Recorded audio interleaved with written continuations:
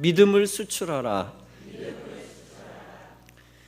1904년 웨일즈라고 하는 곳에서 큰 부흥운동이 일어났습니다. 웨일즈는 영국 연방 4나라 가운데 하나입니다. 영국 연방이라고 한다면 잉글랜드, 스코틀랜드, 북아일랜드, 그리고 웨일즈입니다. 이 웨일즈는 영국 섬 서쪽에 자리 잡은 그다지 크지 않은 땅입니다. 그럼에도 불구하고 부흥 역사에 있어서 가장 중요한 땅 중 하나입니다. 이 웨일즈 부흥운동을 통해 약 5개월간에 10만 명 이상이 구원받는 역사가 일어났습니다. 이 부흥의 불길에 뇌관 역할을 담당했던 사람이 있었습니다. 바로 26세의 이반 로버츠라고 하는 사람이었습니다. 그는 가난하였지만 경건한 기독교 가정에서 태어나 칼빈주의적 감리교회에서 성장했습니다. 이반이 12살 되던 해에 다른 소년들처럼 탄광에서 일하기 시작했습니다.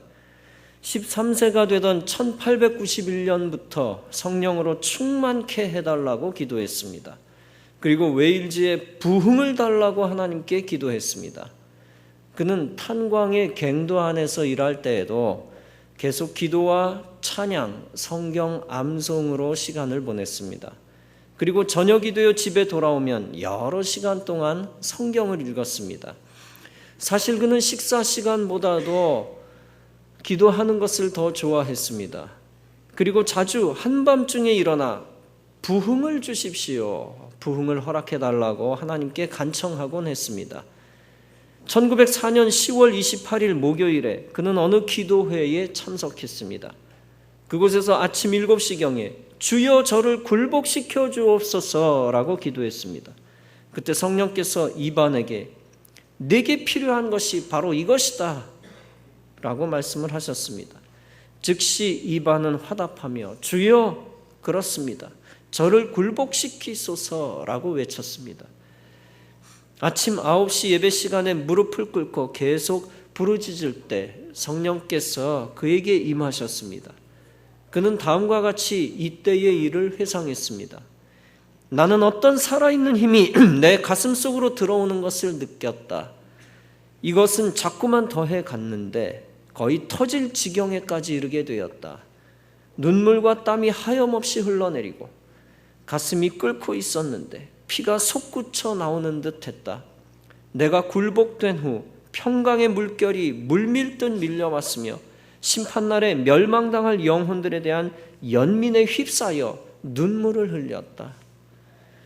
이 순간 이반은 13년간이나 기도하던 성령의 충만함을 받았습니다. 그리고 그와 동시에 부흥을 위한 기도 역시 응답을 받았습니다. 하나님께서는 이렇듯 기도하는 사람을 통하여 웨일즈에 부흥을 일으키기 시작하셨습니다. 성령의 부흥이 임하자 웨일즈 전역에는 하나님의 임재의식이 강하게 자리 잡았습니다.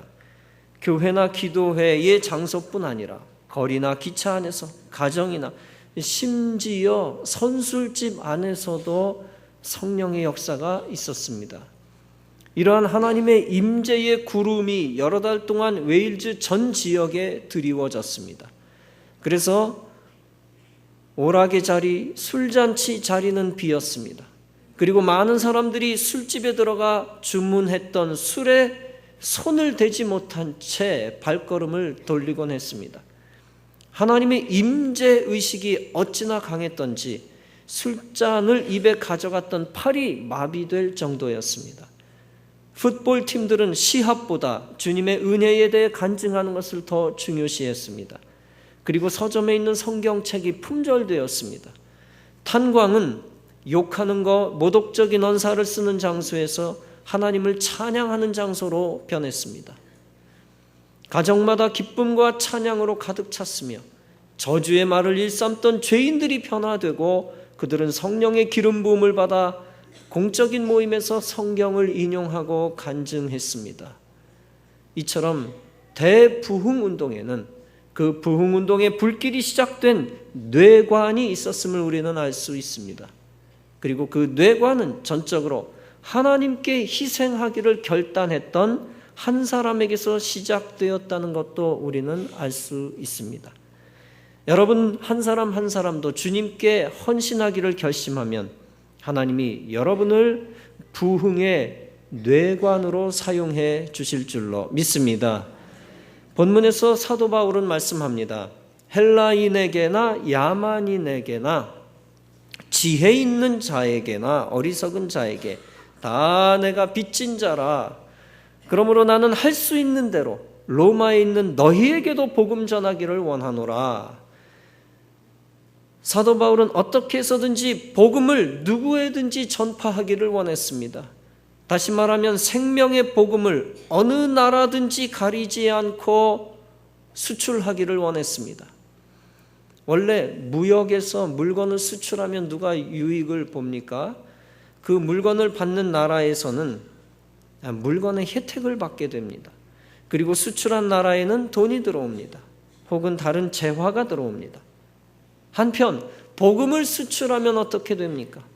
복음을 모르던 자가 믿음을 갖게 되고 구원받는 생명을 얻게 됩니다. 그러면 하나님이 기뻐하시고 복음을 전달한 사람과 나라에 하늘의 상을 주십니다. 하늘의 상급을 쌓아두시고 동시에 하늘문을 열어 이 땅에도 복을 부어 주십니다. 바울은 복음의 빚진 자였습니다. 그는 복음을 증거한 스데반 집사를 살해하는 데 일조한 사람이었습니다. 그러나 부활하신 예수님을 만나고 복음을 접하게 되어 복음으로 새 사람이 되었습니다. 그래서 이제 복음의 혜택을 받은 자로서 복음을 전하는 자로 변신했습니다.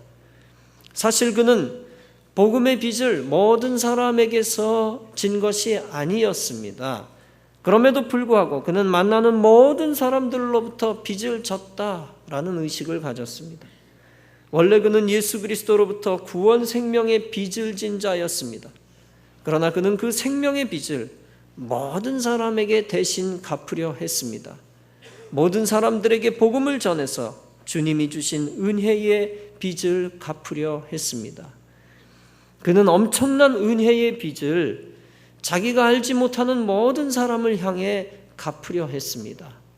그래서 헬라인이든 로마인이든 누구에게든 빚 갚는 심정으로 복음을 전파하고 있습니다.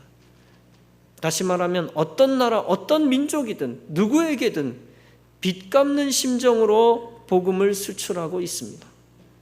우리나라 사람들이 복음을 듣고 기독교인 된 것은 사실 우연한 것이 아닙니다. 처음에 외국인 선교사들을 통해서 가능했던 것입니다. 그런데 그 외국인 선교사들이 우리나라에 빚을 진 것이 있었습니까? 결코 그렇지 않습니다. 오히려 우리나라를 전혀 모르는 상태였습니다. 단지 그들은 그리스도께 빚진 자 의식을 가지고 있었습니다. 그래서 그 빚을 전혀 모르는 민족에게 대신 갚으려 했던 것입니다. 나는 주님으로부터 은혜의 빚을 받았다. 그런데 이 빚을 어떻게 갚을꼬? 내가 코리아라는 나라의 빚을 갚음으로써 하나님께 보답해야 되겠다. 우리 민족이 그 선교사들에게 뭘 꿔준 것도 아닙니다. 그런데 그 선교사들은 빚을 갚는 심정으로 우리나라에 왔습니다. 주님의 은혜의 빚을 주님께 갚는 방식의 일환으로서 우리나라에 온 것입니다.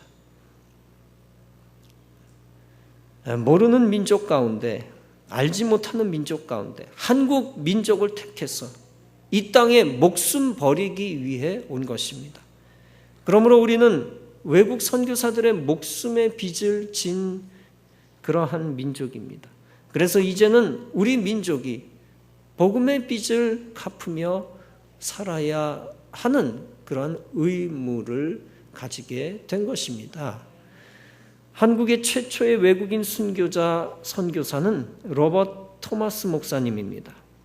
그분도 아까 설교 서두에 말씀을 드렸던 웨일즈 출신입니다. 1904년 웨일즈 대부흥운동의 뿌리를 추적해보면 토마스 목사님 때의 신앙 전통의 시대정신까지 거슬러 올라갑니다. 토마스 목사님은 웨일즈 대부흥운동의 역사적 뿌리 가운데 하나라고 할 수 있습니다.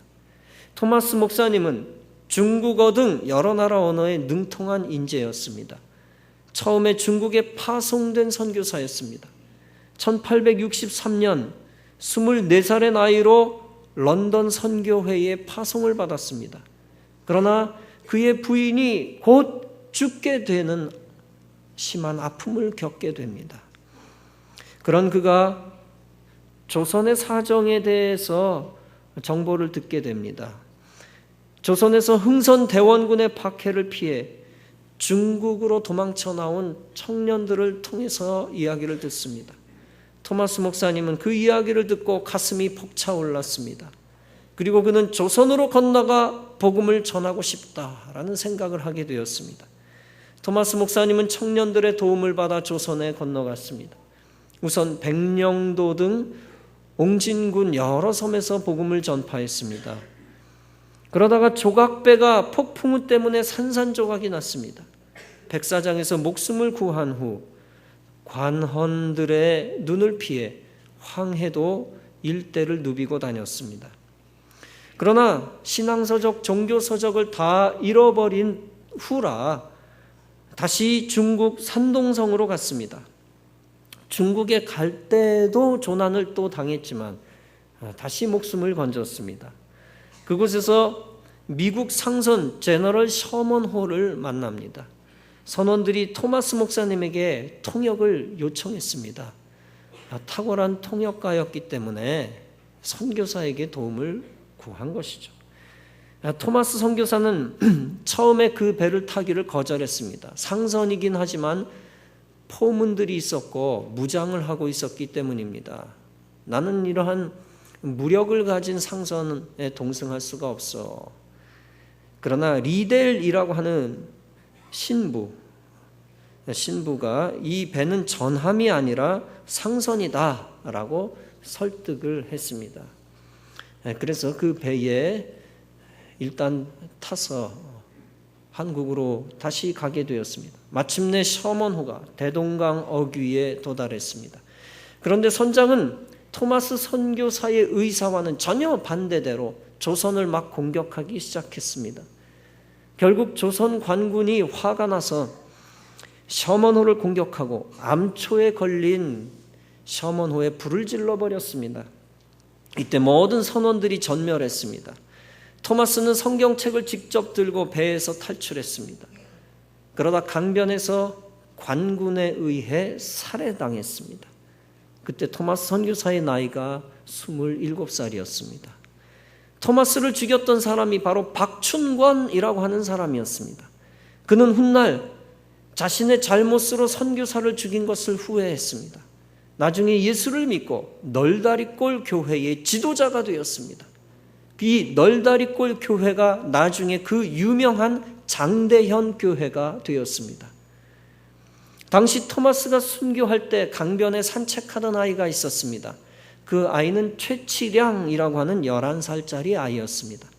그 소년이 박춘권에게 3권의 성경책을 주었습니다. 박춘권은 3권의 성경책을 집으로 가져갔습니다.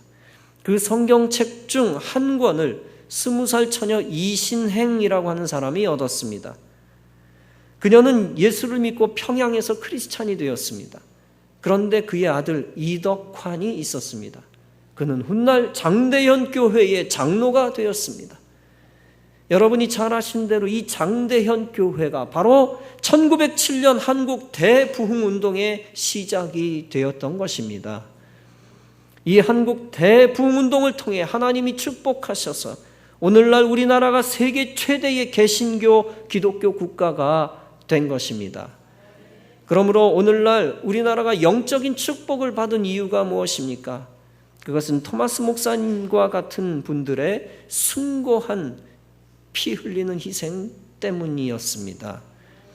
토마스 목사님은 목숨을 걸고 믿음을 우리나라에 수출한 사람이라고 할 수 있습니다.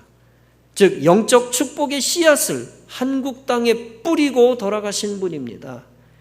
요한복음 12장은 말씀합니다. 한 알의 밀이 땅에 떨어져 죽지 않으면 한 알 그대로 있고 죽으면 많은 열매를 거두리라.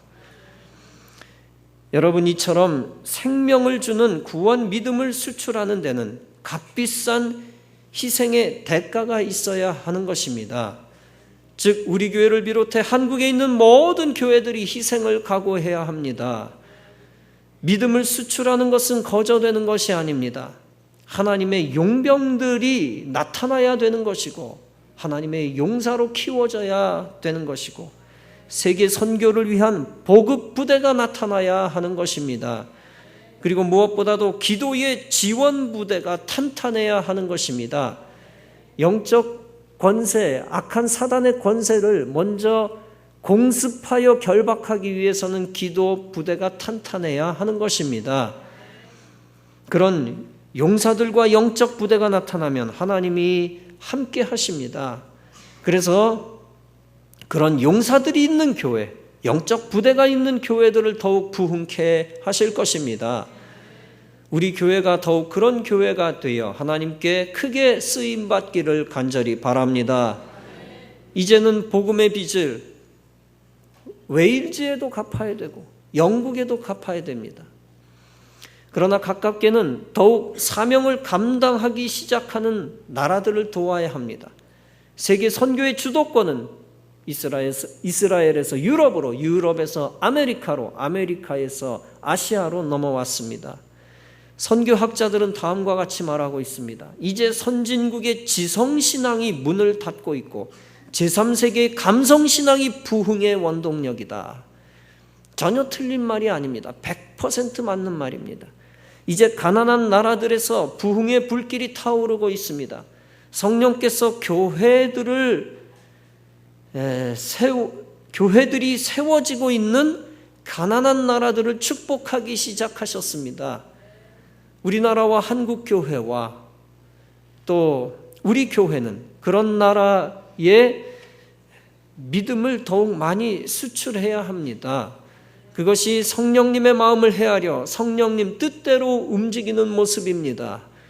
우리나라는 성령님의 뜻을 따를 때만 번영하게 될 것입니다. 교회들도 성령님의 뜻을 따를 때만 부흥하게 될 것입니다.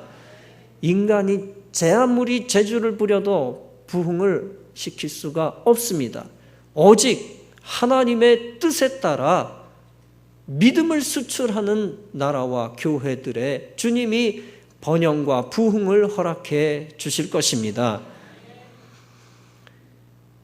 지금 시대는 전도의 문이 실제적으로 상당히 막힌 시대입니다. 지금 교회를 아직도 핍박하고 있고 세상이 이제는 교회를 컨트롤하고 교회를 다스리는 비극적인 시대가 되었습니다. 마귀가 한국 그 모든 발전을 가로막기 위해 전도하는 교인들을 비난하고 있습니다. 충성하고 물질 헌신하면서 희생하는 교인들을 비난하고 있습니다. 마귀가 여론을 만들고 있습니다. 그 여론에 위축돼서 수많은 기독교인들이 나가 떨어졌습니다. 세상이 교회를 향하여 코치하고 있습니다. 전도하지 마라. 모이려고 애쓰지 마라. 헌금하지 마라. 선교하지 마라. 건축하지 마라.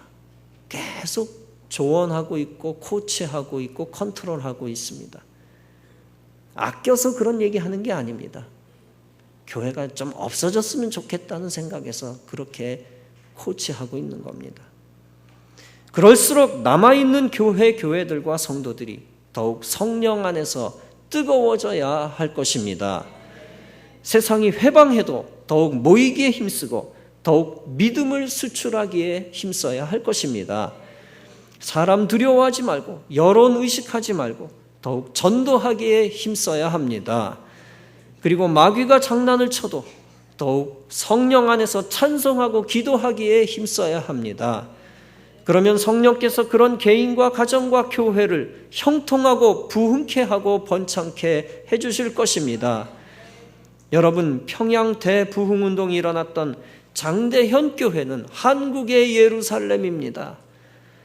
그 거룩한 터에 지금 무엇이 세워져 있습니까? 잘 아시는 대로 23m 높이의 김일성 동상이 버젓이 세워져 있습니다. 아마 김일성 정권이 기독교를 말살하기 위해서 일부러 거기다가 핵심적인 상징물을 세워 놓은 것 같습니다. 김일성이는 하나님이 영광 받으셔야 할 자리에 버젓이 세워져 있는 것입니다.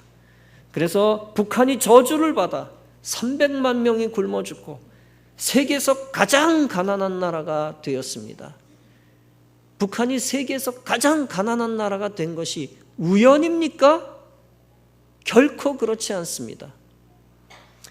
그런데 그 김일성 동상이 왜 아직 무너지지 않고 있는 것일까요? 아직 하나님의 때가 남아있기 때문입니다. 복음과 믿음을 수출해야 하는 남한 대한민국에 아직 김일성을 숭배하는 사람이 많기 때문입니다. 다시 말해서 남한을 더욱 하나님의 나라로 완성한 다음에 하나님이 역사하시는 것입니다. 다행히 하나님이 김일성 숭배 세력을 손보시기 시작한 것 같습니다. 빙산의 일각이지만 이석기라는 김일성 숭배자를 이 나라가 처벌하기 시작했습니다.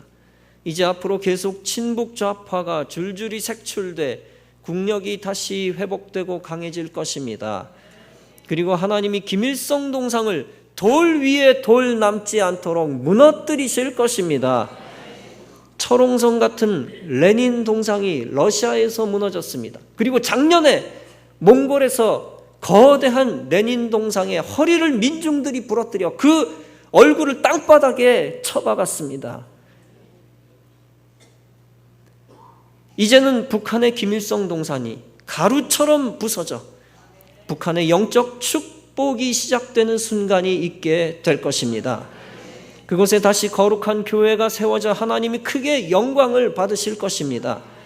그 일들을 우리 교회가 감당할 때 크게 기뻐할 줄 아는 여러분 되시기를 바랍니다. 하나님을 위하는 자, 그를 하나님이 위할 것입니다. 그래서 잠언 4장은 말씀합니다. 그를 높이라. 그리하면 그가 너를 높이 들리라. 만일 그를 품으면 그가 너를 영화롭게 하리라. 북한 숭배자들이 얼마나 기독교 반대 세력과 손잡고 교회에 대해 악선전을 하는지 모릅니다. 교회가 수만 개나 되는데 그 중에 이상한 교회가 없겠습니까? 신학교 교육도 받지 않고 목사를 사칭하는 목사도 있고 또 별별 교회들이 있지요. 그런데 0.00 몇 %의 교회를 들추어내서 그게 교회 전부인 양 세상이 교회에 대해 악선전을 퍼뜨리고 있습니다. 교회가 죽어야 친북 세력이 살아남기 때문입니다. 그게 영적 원리입니다. 친북 세력이 승리를 거두는 유일한 길은 교회를 다 죽이는 길입니다. 그래서 북한이 교회를 하나도 남기지 아니하고 다 죽인 이유가 거기에 있는 것입니다. 그러므로 하나님의 백성 입장에서는 북한 숭배자들은 마귀 세력입니다. 그 마귀 세력의 우호적인 자는 함께 멸망할 것이요 하나님이 싫어하는 마귀 세력을 싫어하는 자를 하나님이 복되고 형통하게 하실 것입니다. 그러므로 축복받기를 원하는 성도들은 마귀의 세력, 반교회 세력에 동조하지 말고 싸워야 합니다. 그리고 전도하지 말라는 세상 사람들의 말에 귀 기울이지 말고 끝까지 전도하고 선교해야 할 것입니다. 상황에 우여곡절은 있을 수 있습니다. 사람도 컨디션이 좋을 때가 있고 나쁠 때가 있고 감기 걸릴 때가 있고 아주 건강할 때가 있듯이 가정사에서도 뭐 경제가 올라갈 때도 있고 떨어질 때도 있고 또 풍파가 있을 때도 있고 환희가 넘칠 때도 있는데 국가도 뭐 오르락내리락 할 때가 있습니다만 결국에는 하나님이 축복하는 개인, 하나님이 축복하는 가정, 하나님이 축복하는 나라의 결과는 좋게 아름답게 되어질 것입니다. 하나님은 믿음을 수출하기를 원하는 성도와 교회를 크게 복주실 것입니다. 지난주에 몽골 신학교에서의 승전보를 알려드렸습니다만 사실은 몽골 신학교 학장님의 희생의 처음 씨앗을 우리가 기억해야 합니다. 금년 초 저녁 예배 시에 김여일 목사님이 말씀을 전했던 것을 몇몇 분들이 들으셨을 것이고 기억하신 분들도 계실 것입니다. 목사님의 아들이 몽골 단기 선교에 가서 태풍으로 날아간 지붕을 수리하던 중 감전사고로 즉사하고 말았습니다. 그때 아버지 김여일 목사님은 다음과 같이 고백했습니다. 2000년 7월 12일 오전 9시 사랑하는 아들 성우가 몽골 선교지에서 소천했다는 부음 소식을 듣고 하늘이 무너지는 것 같았다. 왜? 24 젊은 나이에 18명의 단기 선교사 중 유일한 목회자 자녀인 성호에게 너무나 분하고 억울하다는 생각이 들었고 나의 감정을 걷잡을 수 없어 하나님께 부르짖어 항의했다. 하지만 곧 이어 나는 하나님의 위대하신 계획 앞에서 회개한 후 하나님의 뜻에 순종했다.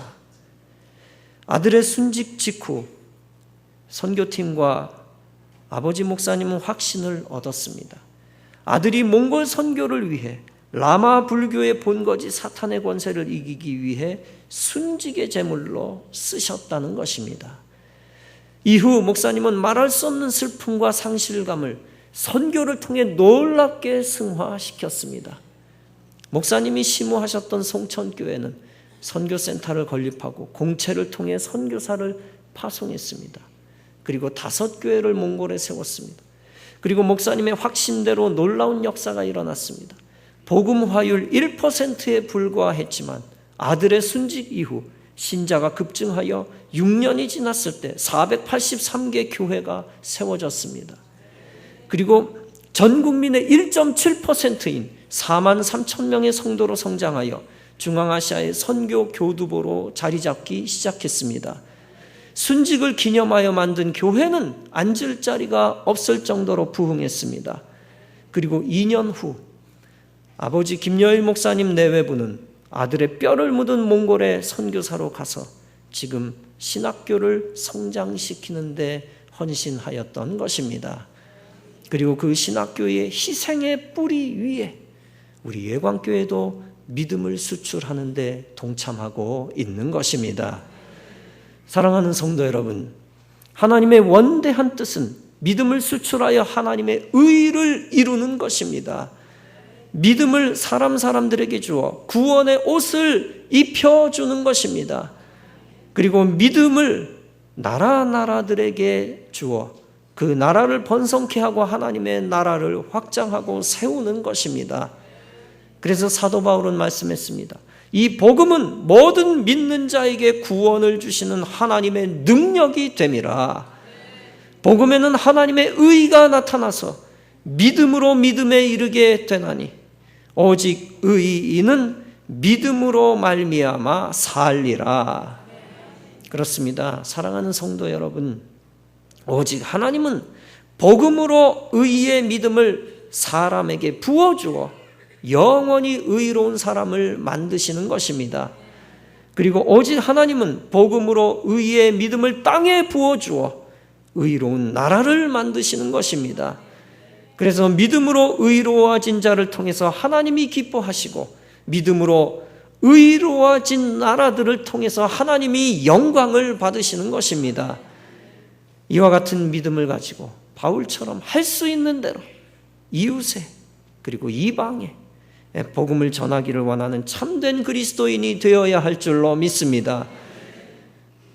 그리고 믿음의 의의를 가장 앞장서서 이루어 나가고 펼치는 데 헌신하는 우리 교회가 되어져야 할 줄로 믿습니다. 그래서 믿음의 의의로 여러분이 형통하고 교회를 부흥시키고 죄악에 사로잡힌 나라를 해방시키고 믿음의 의로 우리나라를 하나님의 나라로 만들어 부강케 하는 축복의 씨앗들이 다 되어지시기를 주님의 이름으로 축원합니다.